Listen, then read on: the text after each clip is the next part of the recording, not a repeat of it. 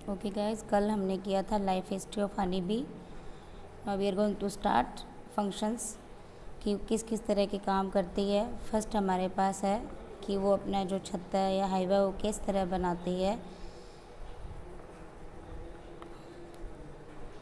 उसमें मैंने आपको कल भी बताया था कि जो उसके आकार होता है वो षटकोणीय होता है या षटभुजाकार होता है। कल आपको डायग्राम में दिखाया भी था कि उसका जो आकार है वो षटभुज जैसा होता है, 6 भुजाओं वाला होता है।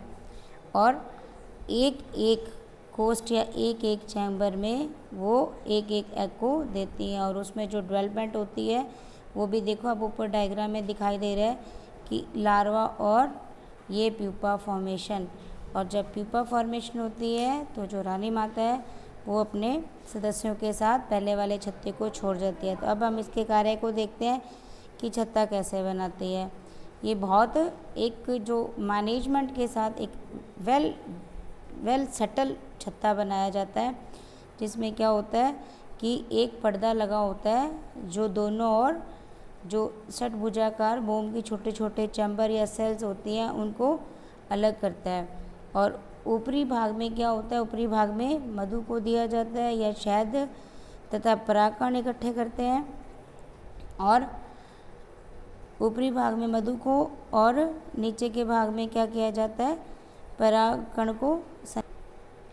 तो नीचे के भाग में क्या होता है कि जो अंडे हैं वो दिए जाते हैं। सेकंड क्या देखते हैं हम कि जो श्रमिक कोष्ठ है या वर्कर जो सेल्स है वो कैसे बनाई जाती है।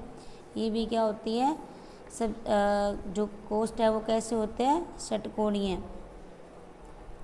षटकोणीय में जिसके 6 भुजाओं वाले कोष्ठ होते हैं। ये पहले भी मैंने आपको बताया था कल जब इसकी लाइफ हिस्ट्री के बारे में बताया था या इसके जो वर्क डिवीज़न था, उसकी जो सोशल लाइफ थी, तब भी बताया गया था।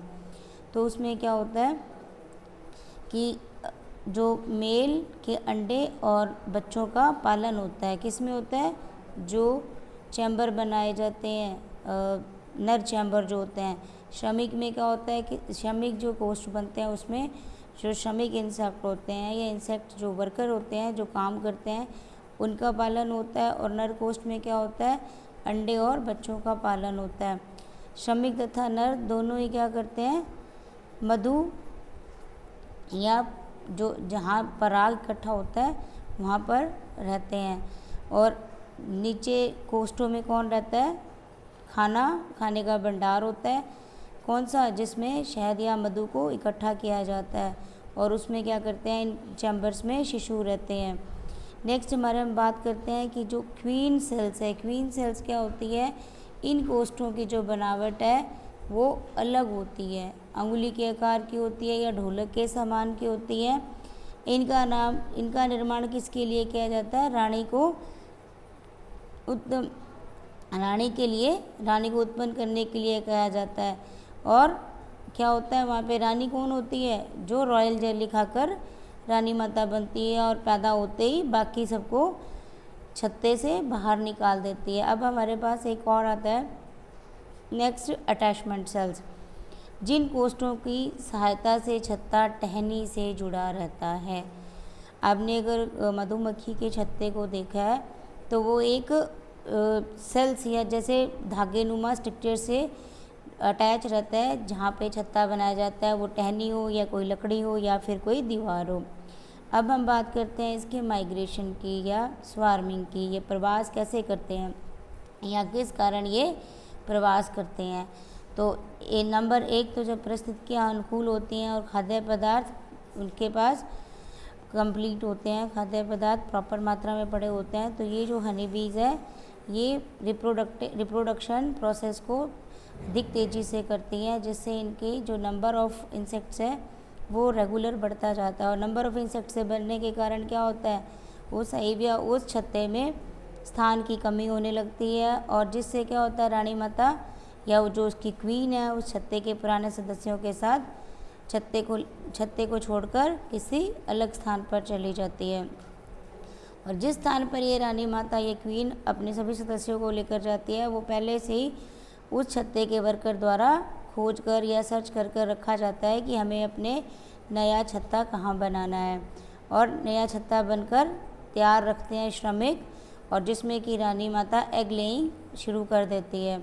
अब नेक्स्ट क्या होता है, जब पुराने छत्ते को हनी बी छोड़ देती हैं या बहुत संख्या में उसमें अंडे देकर वहाँ से माइग्रेट कर जाती हैं, प्रवास कर जाती हैं, तो उसमें क्या होता है, जो रानी पुत्री बनती है रॉयल जेली को खाकर जो एक सबसे पहले फीमेल डेवलप हो जाती है, वो बाकी सबको मारकर उस छत्ते की रानी बन जाती है या वहाँ का अपना स्थायित्व स्थापित कर लेती है। अब रीज़न क्या होते हैं हनी बीज का एक स्थान से दूसरे स्थान तक माइग्रेशन करने का या प्रवास करने का या उसकी स्वार्मिंग जो प्रक्रिया है वो किस कारण होती है। एक तो ये होता है कि उसका जो रिप्रोडक्शन है वो बहुत फास्ट होता है, और सेकंड क्या होता है कि उसमें जो फूड होता है वो भी प्रचुर मात्रा में होता है। थर्ड क्या होता है कि उसमें कोष्ठों की संख्या बढ़ाई जाती है और श्रमिक अधिक संख्या में उत्पन्न होते हैं। रानी मक्खी क्या करती है, उस स्टेज पर आकर जो एग लेइंग है उसको बंद कर देती है, जिससे क्या है वो जो एग होते हैं उसी छत्ते में बहुत सारे एग इकट्ठे हो जाते हैं, और रिप्रोडक्शन होने के कारण उस छत्ते में नंबर ऑफ इंसेक्ट्स या नंबर ऑफ बीज भी बढ़ जाती हैं। अब उसके बाद नेक्स्ट क्या होता है, रानी का क्वीन सब्सटेंस न बनना, कि रानी को यह बात नहीं अच्छी लगती कि एक और रानी को ये छत्ते में बने, तो वो अपने छत्ते को छोड़कर नेक्स्ट कहीं और किसी स्थान पर जहाँ पे श्रमिक ने पहले ही छत्ता बना होता है वहाँ पर चले जाते हैं। अब इनको जब कंट्रोल करना चाहें तो किस प्रकार से हम कंट्रोल कर सकते हैं कि इन जो बीज हैं इनकी वंश वृद्धि या हम इसके रिप्रोडक्शन के लिए आवश्यक स्थान उपलब्ध कराएं, या नर कोश बनने पर प्यूपा बनने से पूर्व नष्ट कर दें, जिससे क्या है कि मधुमक्खियाँ उसी छत्ते में ही रहें। रानी कोश बनने लगे तो भी नष्ट कर दें, रानी कोश बनने से ही नष्ट कर दें, क्योंकि रानी कोश अगर बनेगा तो पहले वाली जो रानी है या क्वीन है वो उस स्थान को छोड़कर नेक्स्ट स्थान पर चली जाएगी। प्यूपावस्था वाले छत्ते के फ्रेम को दूसरे कमज़ोर मौनवश में लगा दें, जिससे क्या होगा, एक नया खाली मोम छत्ता घर लगा हुआ फ्रेम लगा दें। अब उसमें क्या होता है, जब प्यूपावस्था वाली कंडीशन आती है, प्यूपा स्टेज में आने के बाद उस फ्रेम को दूसरे किसी जगह पर लगा दिया जाए। नेक्स्ट एक और कि जो क्वीन है उसके पंखों को काट दें। जब क्वीन के पंख ही काट दिए जाएंगे तो वो वहाँ से दूसरे स्थान पर उड़कर नहीं जाएगी, और जो कोस्ट बनाए जो चैम्बर है मौन गृह जो बनाए हैं उसको धूप से बचाकर ऐसे स्थान पर रखना चाहिए जहाँ पे उसे हवा और पानी प्रॉपर मिलता है। अब माइग्रेशन के और भी कारण हो जाते हैं कि अगर खाद्य पदार्थों की कमी हो जाती है या किसी प्रकार से वातावरण की जो परिस्थितियाँ हैं वो अनुकूल नहीं हो, तब भी जो क्या है इस प्रकार का प्रवास दिखाई देता है। अब एक बहुत स्पेसिफिक जो करैक्टर है वो मधुमक्खियों के छत्ते का वो है वातानुकूलन। जीवधारियों में केवल एक जो हनी बीज है उनमें ही ऐसा करैक्टर पाया जाता है कि जब गर्मी हो तो छत्तों को ठंडा रखा जाता है, और जब सर्दी हो तो उन छत्तों में टेम्परेचर अधिक रखा जाता है, जिससे कि वो वातानुकूलित की तरह काम करती है। गर्मी हो तो टेम्परेचर कम और सर्दी हो तो टेम्परेचर को अधिक कर दिया जाता है। अब जो हनी बी का पालन है, मधुमक्खी पालन है, उसको क्या कहते हैं, एपीकल्चर। एपीकल्चर की जब बात करते हैं तो क्या होता है, इसको एपीकल्चर यानी इसका दूसरा नाम बी कीपिंग भी रखते हैं। पहले क्या होता था कि जो नेचुरल छत्ते लगते थे उनसे ही शहद को निकाला जाता था, और ये बहुत पुराना महाभारत के टाइम से ही शहद को इकट्ठा करने का हमें उल्लेख मिलता है। पहले क्या होता था कि शरीर पर तेल लगाते थे या अपनी बॉडी को कवर कर कर इस तरह से कपड़ा बांधकर इसी पर किसी भी तरह से उसको धुआं लगाकर उस छत्ते से शहद को इकट्ठा किया जाता था। लेकिन इसके साथ क्या होता था कि लगातार शहद नहीं मिल पाता था। अभी जो मेथड यूज़ होता है कृत्रिम छत्ते बनाने का, उसका आविष्कार 1851 में किया गया था, और 1882 में इसके जो बंगाल में इसके छत्ते लगाए थे और पंजाब में मोहन पालन उद्योग का शुभारंभ हुआ और फिर अब ये लगभग पूरे भारतवर्ष में इस प्रकार के छत्ते लगाए जाते हैं। आपने देखा होगा कि कभी आप सड़क के आसपास जहाँ पे कभी फूलों के बाग हैं या सरसों की खेती है, उसके पास छोटे छोटे वाइट कलर के बॉक्सेस रखे होते हैं काफ़ी संख्या में। तो वो जो बॉक्सेस है एक्चुअल में वो बी कीपिंग के लिए रखे जाते हैं। और आपने कभी वर्कर को काम करते देखा भी हो तो वो आर्टिफिशली जो शहद है या हनी को वहाँ से कलेक्ट करते हैं, उसमें अलग अलग चैम्बर बनाते हैं, जिसको अभी हम नेक्स्ट देखते हैं। अब जब कृत्रिम रूप से मधुमक्खी का पालन करते हैं या कृत्रिम रूप से मधुमक्खियों को पालते हैं तो उसके लिए हमें किस किस तरह की रिक्वायरमेंट है या किस किस तरह के बॉक्सेस बनाने पड़ते हैं, उस बॉक्स में किस तरह के अलग अलग चैम्बर होंगे। नंबर 1 है हमारे पास बी हाइव या मोनाग्रह, सेकंड है कॉम फाउंडेशन, थर्ड है हमारे पास स्मोकिंग अपरेटस, फोर्थ है हैंड ग्लव्स काम करने के लिए यूज़ किए गए जाते हैं, और नेक्स्ट है लोहे का खुचरा या स्क्रैपर, जिससे क्या है शहद को स्क्रैप करके निकाला जाता है। जाली या नेट और मधु निष्कासन उपकरण हनी एक्सट्रैक्टिंग अपरेटस, और टोपी खोलने का चाकू या नाइफ, ये सब सामान की हमें रिक्वायरमेंट्स होती है जब हम क्या करते हैं, कृत्रिम रूप से मधुमक्खी का पालन करते हैं। फर्स्ट है हमारे पास बी हाइव।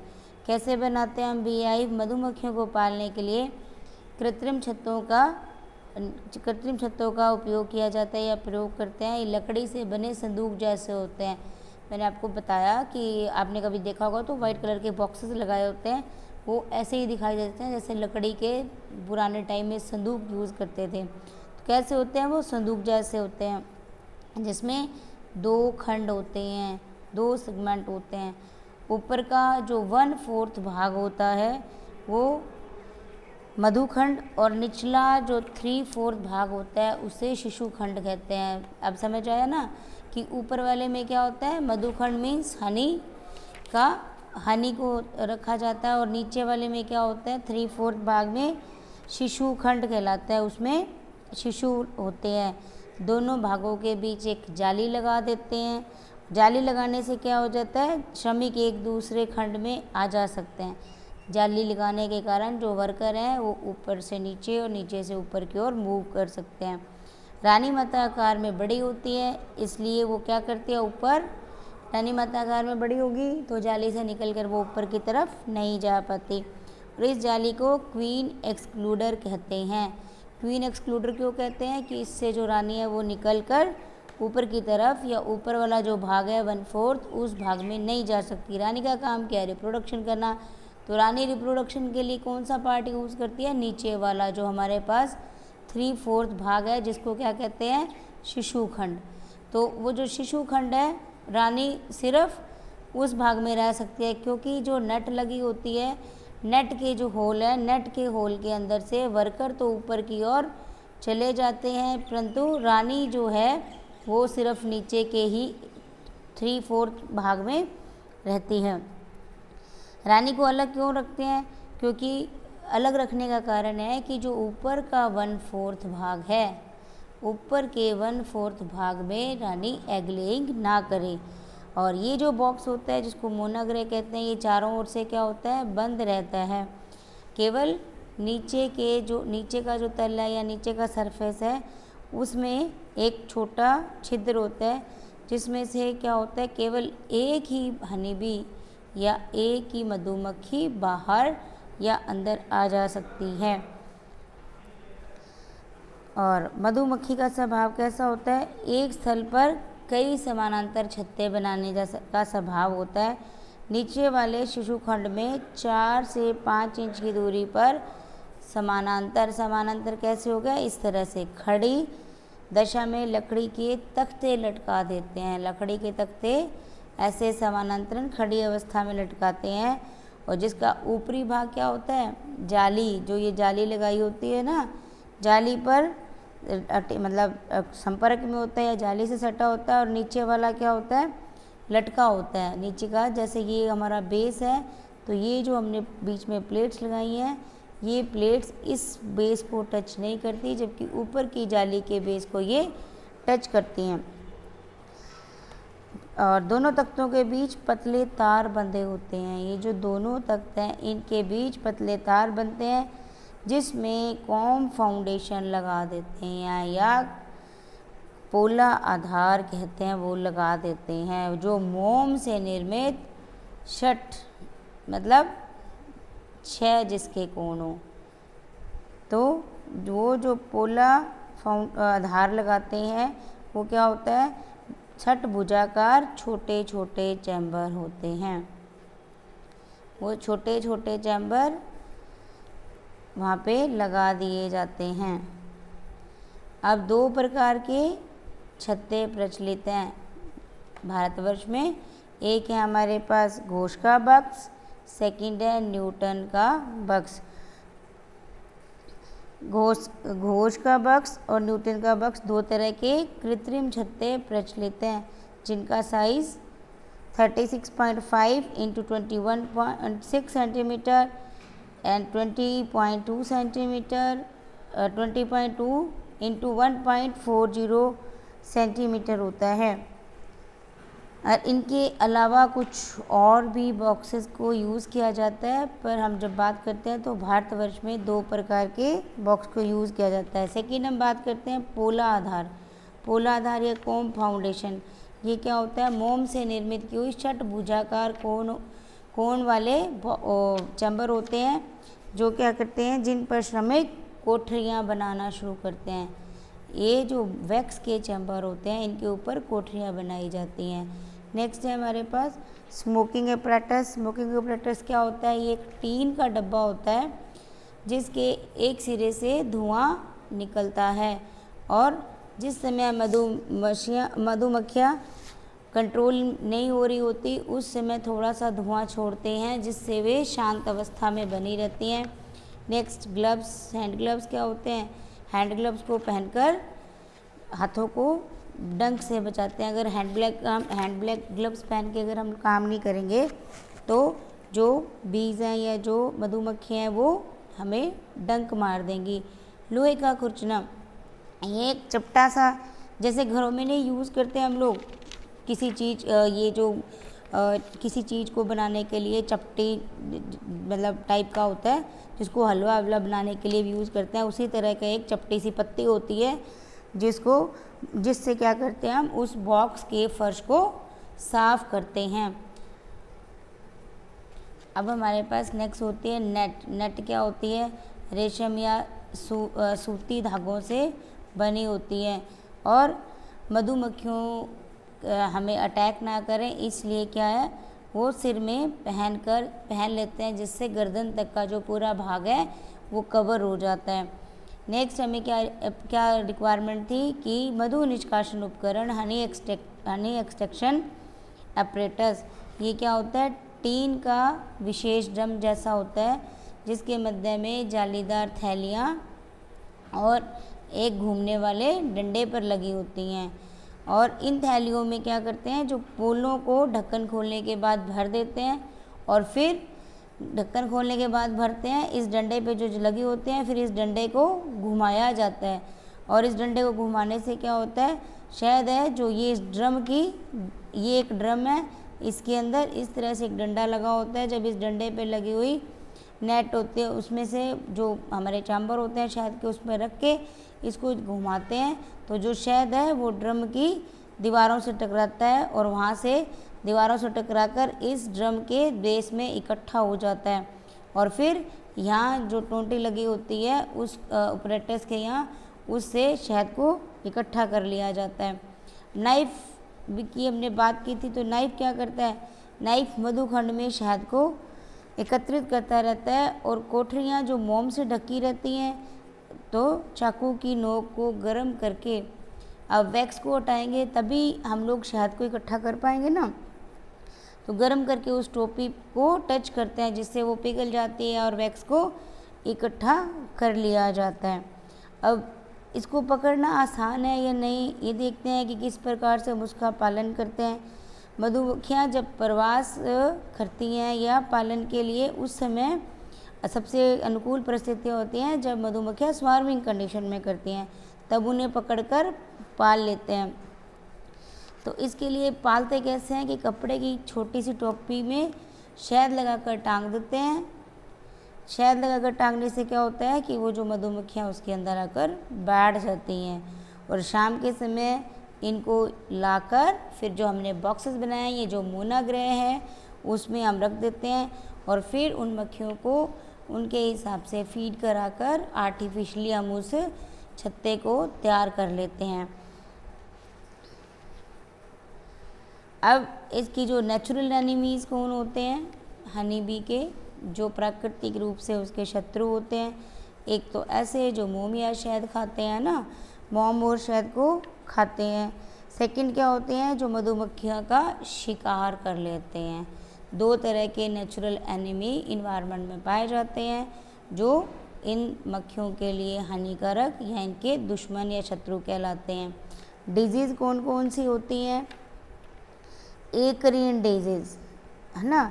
मधुमक्खियों को निम्नलिखित बीमारियां होती हैं। कौन सी, एकरीन। यह क्या है, एक सूक्ष्म मकड़ी स्पाइडर के कारण होती है। उसमें क्या होता है, मधुमक्खियों की श्वास नली में प्रवेश कर तरल पदार्थों को खाती है और जो उसका रिप्रोडक्शन कर लेती है, उसकी बॉडी के अंदर ही रिप्रोडक्शन कर देती है वो स्पाइडर, जिससे क्या हो जाती है, उन स्पाइडर हनी बीज की डेथ हो जाती है या वो मर जाती हैं। और जो ग्रसित मधुमक्खियाँ हैं उनके जो पंख हैं वो खुलकर के अक्षर इस तरह से उनके पंख खुल जाते हैं, जिससे क्या है कि पहचान हो जाती है कि ये जो हनी बी है जिसके विंग्स या पंख के की शेप में खुले हुए हैं वो डिजीज से ग्रसित है या बीमारी से ग्रसित है। इसको कैसे कंट्रोल करते हैं, अब इसको कंट्रोल करने की जब बात आती है, इसको जब कंट्रोल करने की बात आती है तो कैसे कंट्रोल करते हैं, मिथाइल सैलिसिलेट को एक शीशी में भरकर उसकी वाष्प या उसकी जिसको कहते हैं भाप देते हैं, तो उसकी मधुमक्खियों की जो श्वास नलिकाएं हैं वो उसमें उपस्थित जो स्पाइडर है वो मर जाती हैं। नेक्स्ट कौन सी बीमारी है, नोसेमा। नोसेमा क्या है, एक प्रोटोजोआ के द्वारा होती है। प्रोटोजोआ आपको ध्यान है कि जब हम क्लासिफिकेशन की बात करते हैं तो सबसे पहले प्रोटोजोआ से ही शुरुआत होती है।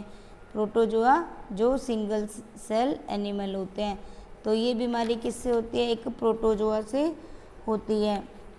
सूक्ष्म प्रोटोजोआ होते हैं क्योंकि वो माइक्रोस्कोपिक होते हैं, वो पानी के साथ क्या करते हैं, इन मधुमक्खियों के या इन हनी बीज के पेट के अंदर चले जाते हैं और जिससे इनका पेट फूल जाता है। ये जो बीमारी है ये कब होती है, बसंत या सर्दी के टाइम में, और प्रॉपर सफाई रखने से इसको हम कंट्रोल में ला सकते हैं। या 40% फॉर्मेलिन को फॉर्मेल्डिहाइड से डाइल्यूट करके बनाया जाता है। फॉर्मेलिन से वो जो हमने बॉक्सेस बनाए हैं जो मौन ग्रह हैं उनमें धुआं देकर या स्मोकिंग के द्वारा साफ मतलब उनको हटा दिया जाता है, या इस बीमारी से दूर रखा जा सकता है। उसके बाद है हमारे पास पैरालिसिस। इट्स सरप्राइजिंग कि हनी बीज में भी पैरालिसिस होता है। ये किसके द्वारा होती है, जो पैरालिसिस है वे एक वायरस के द्वारा होती है। वायरस के द्वारा पैरालिसिस होता है। इसमें जो हनी बीज हैं उन बीज के जो अंग हैं या उनके ऑर्गेन्स हैं जो कांपते रहते हैं, तो वो उड़ नहीं पाती। कंट्रोल कैसे करते हैं, अभी तक इसका कोई उपचार नहीं खोजा जा सकता है, सिर्फ इसके लिए सफाई आदि का उचित ध्यान रखना चाहिए। नेक्स्ट है अमीबी। अमीबी के नाम से पता है कि ये जो बीमारी है वो अमीबा से ही होगी, प्रोटोजोन से ही होती है। प्रोटोजोन का जो एक एनिमल है अमीबा की एक स्पीशीज से ये बीमारी होती है, जिसमें क्या है प्रोटोजोआ मैलपिगी नलिकाओं में मिलते हैं और पेचिस जैसे लक्षण उत्पन्न करते हैं। सेप्टिसीमिया नामक बीमारी किससे होती है, बैक्टीरिया से। प्रोटोजोआ से, वायरस से और बैक्टीरिया, ये माइक्रो ऑर्गेनिजम्स जो हैं वो इन हनी बीज को अलग अलग तरह की बीमारियों से ग्रसित करते हैं। गंदे पानी से उत्पन्न होते हैं तो सफाई का ध्यान रखना चाहिए। तो यदि हम कृत्रिम रूप से हनी बीज का ये हम बॉक्सेस लगाते हैं या मोनाग्रह लगाते हैं, कृत्रिम रूप से हम इसका लगाते हैं, प्लांट लगाते हैं शहद को इकट्ठा करने के लिए, तो उसकी प्रॉपर सफाई का ध्यान रखना चाहिए, क्योंकि इस प्रकार की जो हमने मेंशन की ये सारी बीमारियां वायरस, प्रोटोजोआ, बैक्टीरिया आदि से होती हैं। तो नेक्स्ट वीडियो में हम स्टार्ट करेंगे रेशम कीट या सिल्क मॉथ।